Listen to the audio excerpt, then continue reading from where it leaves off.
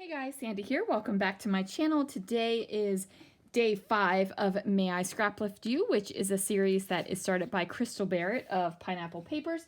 Today we are scraplifting the Organized Crafter, and I went way back in her Instagram to find this one. I really like the ombre paper and the selfie, so let's see what I can do.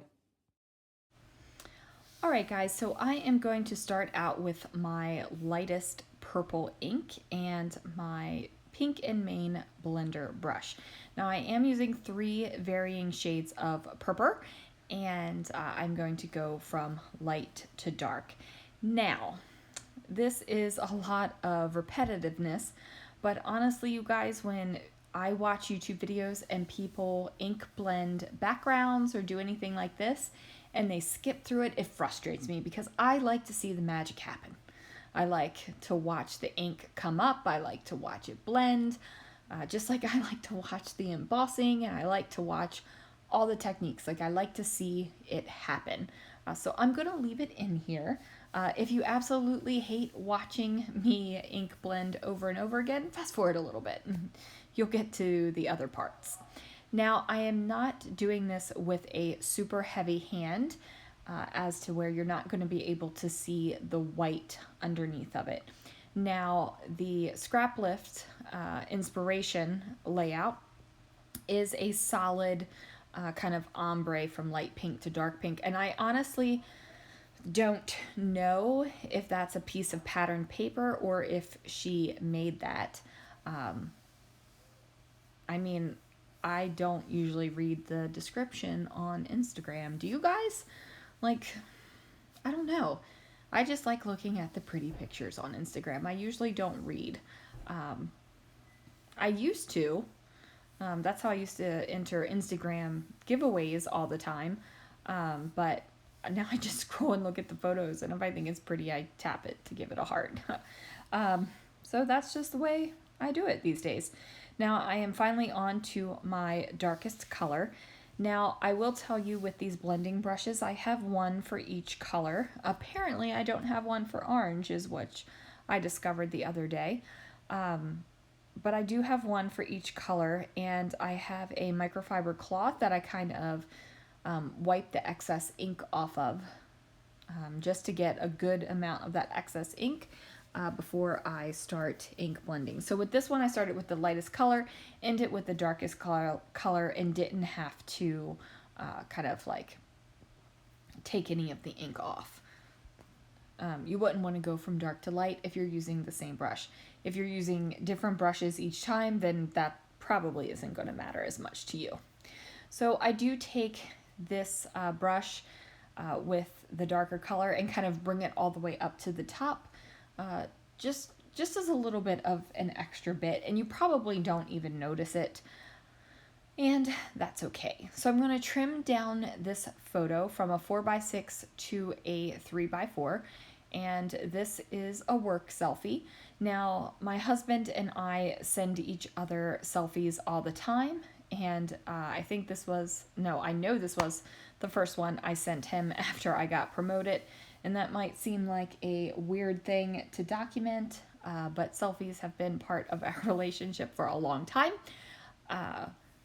When we lived in Maryland, he would work in New York, and we would see each other on the weekend. So selfies were a huge part of our life, just so that we could see each other on the regular, even when we were apart.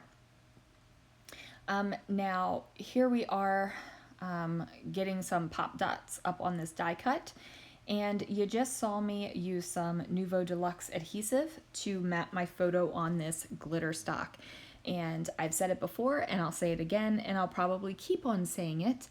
You want to use a liquid adhesive when you're working over top of glitter. It just gets in the nooks and crannies of the glitter a little bit better than a tape runner type adhesive. Now, I gotta think of something better to call it than nooks and crannies, because I think of English muffins every time I say it. Do you guys remember the Thomas English muffin commercials with nooks and crannies? So that's what I think every single time. So I gotta think of a different word.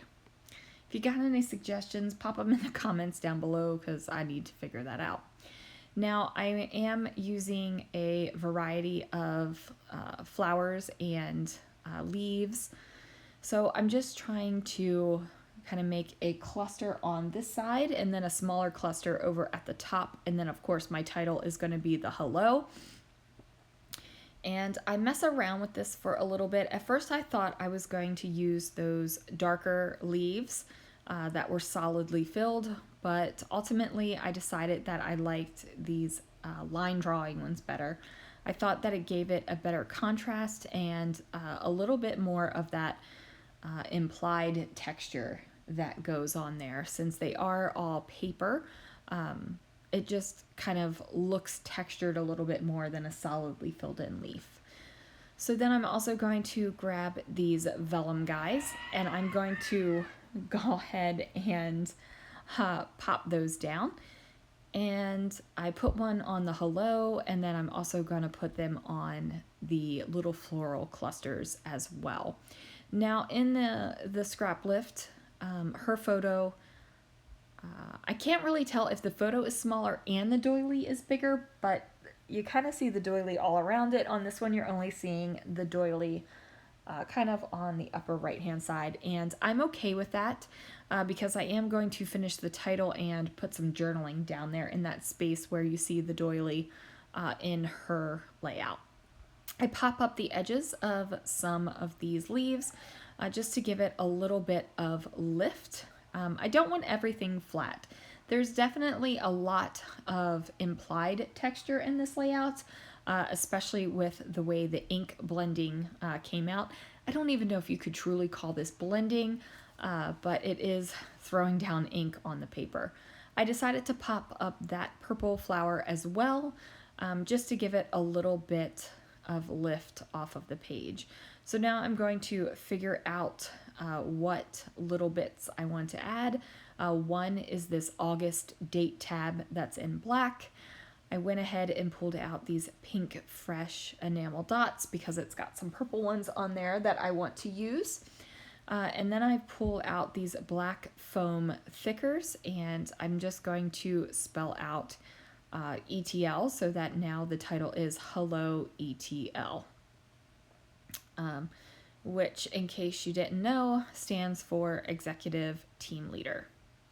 So I do pop those little foam thickers underneath of the word hello, but I think you can still read it. It's not like I'm covering up a lot of the letter so much that you have no idea what it says. So now I'm going to go ahead and sprinkle these light purple enamel dots around the page, and then I'm going to add some journaling, and that is going to do it for this layout. Now I did use that entire row of enamel dots. It stresses me out if I don't use an entire row and I don't have the correct amount to use on another layout. So it's just better for me to use them on a page like this and love it than it is to like flipping through enamel dots later when I'm looking at it and going, why do I have 2 enamel dots in this color? This is ridiculous. So that is what I do right there. I'm also going to go find some tiny word phrases, and I pick out a couple of white ones that I think fit and place them down. 3 over here on the bottom with the large floral cluster, and just 1 over here on the left with the smaller floral cluster. And then I'm just journaling about how Christopher and I send selfies to each other, and this one was the first one I sent him as an official ETL. And just the story that I had already told you guys. So there it is. Thank you so much for watching. Be sure that you click on the links down below for everyone who is playing every day this month for May I Scraplift You. And I think I said it earlier, but this series was created by Crystal of Pineapple Papers, and I'm so excited that she has so many people playing along. Not everyone is playing every day, but there is a whole lot of ladies playing throughout the month. I'll see you guys again real soon for another video.